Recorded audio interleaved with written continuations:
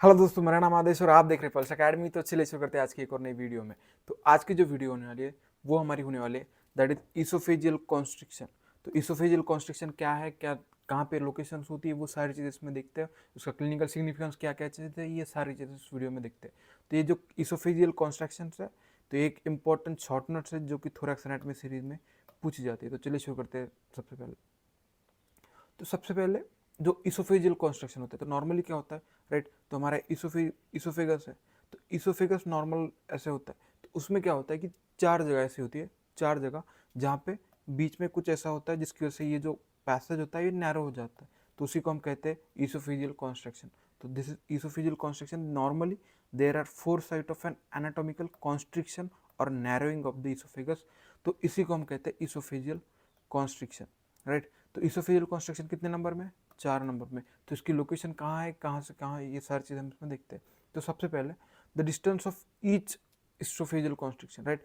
तो अगर ईसोफेगस है, समझ लीजिए ये वाला, तो ईसोफेगस में अगर पहली कॉन्स्ट्रक्शन यहाँ पे है, दूसरी कॉन्स्ट्रक्शन, तीसरी और चौथी, तो इसका जो हम मेजरमेंट लेते हैं कि कहाँ से कहाँ तक है, तो अगर हमारा अपर इंसीजर टीथ जो होता है तो वहाँ से डिस्टेंस लेते हैं फर्स्ट वाला, फिर आएगा सेकंड वाला। तो इस तरीके से उसका डिस्टेंस हम लेते हैं, राइट। तो वो डिस्टेंस हम कैसे लेंगे, कहाँ से लेंगे, सारी चीज़ें हम देखते हैं। तो सबसे पहले the distance of each oesophageal construction is measured from the upper incisor teeth. तो अपर इंसीजर टीथ जो होते हैं, राइट, तो उससे हम उसका डिस्टेंस लेते हैं। तो अपर इंसीजर टीथ जो होते हैं तो उससे हम उसका डिस्टेंस लेते हैं, राइट। तो यहाँ से हम ले रहे हैं, तो ये वाला फर्स्ट, ये सेकेंड वाला, थर्ड, फोर्थ। तो इस तरीके से उसका जो हर एक इसोफेजियल कॉन्स्ट्रिक्शन होता है तो उसका हम डिस्टेंस लेते हैं। उसके बाद हम देखते हैं कि अभी फर्स्ट जो इसोफेजियल कॉन्स्ट्रिक्शन होता है कहाँ कहाँ पे होता है। तो अगर डायग्राम में आपको दिखा दूँ तो सबसे पहले चार इसोफेजियल कॉन्स्ट्रिक्शन है। First that is cricopharyngeus. तो क्रिकोफेरेंजियस एक रिंग होती है वहाँ पे, दैट इज फेरेंगो इसोफेजियल जंक्शन जो होता है। तो इस जंक्शन पे एक होता है, तो वो जो प्रेजेंट होता है तो ये कहाँ पे होता है, फेरिंजो इसोफेजियल जंक्शन पे होता है। ये जो फर्स्ट जो आपका रहेगा इसोफेजियल कॉन्स्ट्रक्शन, तो ये यहाँ पे रहेगा। तो ये जो रहता है अपर इंसीजर से 6 इंचेस, राइट, 6 इंचेस, या इसको और कह सकते हैं 15 सेंटीमीटर। तो उस पर प्रेजेंट रहता है। इसके बाद जो सेकंड आपका जो रहेगा तो वो सेकंड आपका रहता है that is an up to the arch of aorta. तो आर्च ऑफ एयोर्टा यहाँ पे उसे क्रॉस करता है, राइट। तो आर्च ऑफ एयोर्टा, तो यहाँ पे सेकंड कितने डिस्टेंस पे, 9 इंचेस और अल्सो कॉल्ड 22 सेंटीमीटर। तो ये चीज़ होगी दूसरी। उसके बाद तीसरी that is N left bronchus. तो ब्रोंकस यहाँ पे डिवाइड हो रहा है, तो ये जो लेफ्ट ब्रोंकस यहाँ पे ऐसे क्रॉस कर रहा है, तो ये इसकी वजह से यहाँ पे एक कॉन्स्ट्रिक्शन बन जाता है and which is present at the 11 inches, right. तो 11 इंचेस इंटू 27 सेंटीमीटर। और फोर्थ जो कॉन्स्ट्रिक्शन होता है due to the oesophageal hiatus in the diaphragm. तो इसोफेजियल हाइएटस यहाँ पे एक लिगामेंट होती है जिसकी वजह से यहाँ पे कॉन्स्ट्रिक्शन बनता है। तो अगर जैसे ये है इस ऐसे इस तरीके से इसकी लिगामेंट होगी तो इसकी वजह से ये कंप्रेस हो रहा है, तो वो वहाँ पे एक एनाटॉमिकल कॉन्स्ट्रिक्शन बनता है that is called as an oesophageal hiatus in the diaphragm. तो यहाँ पे एक कॉन्स्ट्रिक्शन बनता है। तो ये टोटल जो लेंथ होती है तो ये बनता है 15 इंचेस। तो 15 इंचेस मतलब हो गया 40 सेंटीमीटर। तो राइट, ऑब्वियसली आपको इंचेस और सेंटीमीटर इन दोनों में याद नहीं रखना है, आपको सिर्फ एक ही कोई वैल्यू याद रखनी है। जैसे अगर आप इंचेस में याद रखते हो तो 6, 9, 11 और 15 इस तरीके से याद रख लेना। अगर उसको सेंटीमीटर में कन्वर्ट करना है तो 2.5 सेंटीमीटर से मल्टीप्लाई कर देना, उसकी एवरेज वैल्यू आ जाती है जो भी आएगी वैल्यू। तो ये 15 सेंटीमीटर, 27 और 40। तो इस तरीके से इसको याद रख सकते हो। तो सबसे पहले हम देखते हैं थ्योरी में क्या लिखा है। तो first constriction it is at pharyngo oesophageal junction. तो मैंने कहा तो जो फर्स्ट कॉन्स्ट्रिक्शन है ये हमारा यहाँ पे, तो ये कहाँ है, that is an pharyngo oesophageal junction जो यहाँ पे होता है। तो वहाँ पे प्रेजेंट होता है कितने सेंटीमीटर पे, दैट इज एन 6 इंचेस और 15 सेंटीमीटर।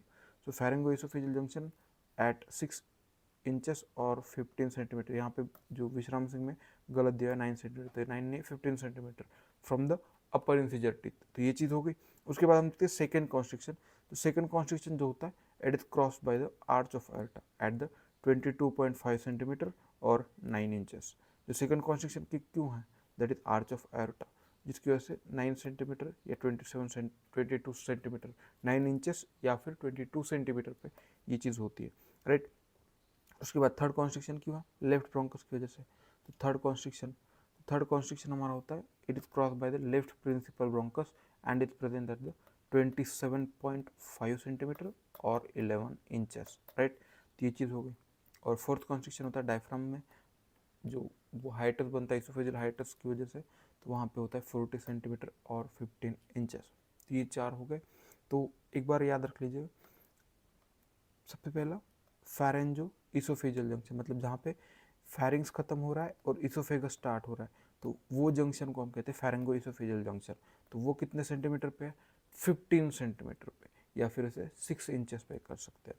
उसके बाद अब आर्च ऑफ एरोटा जा रहा है, अगर ये समझे पाइप लिए और इसके आगे से आर्च ऑफ एरोटा जा रहा है, तो ये क्या करेगा, इसको कंप्रेस करेगा, तो वहाँ पे उसकी वजह से कॉन्स्ट्रिक्शन बनेगा।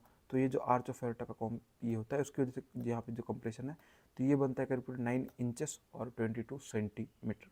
उसके बाद जो थर्ड होता है वो भी ऐसा ही है, लेफ्ट ब्रोंकस क्रॉस कर रहा है, लेफ्ट ब्रोंकस की वजह से जो इसोफेजियल क्रॉस कंप्रेस कर देता है, तो उसकी वजह से भी बनता है, तो वो प्रेजेंट होता है आपका 11 इंचेस में या फिर 27 सेंटीमीटर में। तो इतनी सारी चीज़ें हो गई। और फोर्थ जो होगा लिगामेंट हाइटस, इसकी वजह से डायफ्राम में जो होता है, तो उसकी वजह से इसोफेजियल जो होता है कंप्रेशन होने की वजह से, तो यहाँ पे एक बनता है, तो वो बनता है 15 इंचेस और 40 सेंटीमीटर। अब ये जो 4 कॉन्स्ट्रिक्शंस है, तो ये सारे जो 4 कॉन्स्ट्रिक्शन है, इसमें जो सबसे नैरोस्ट कॉन्स्ट्रिक्शन होता है वो फर्स्ट कॉन्स्ट्रिक्शन होता है। So the narrowest part of oesophagus in the compartment of the cricopharyngeal sphincter. तो ये जो क्रिकोफैरेंजियल स्फिंक्टर होता है, तो ये वाला, तो यहाँ पे जो होता है सबसे नैरोस्ट होता है, राइट।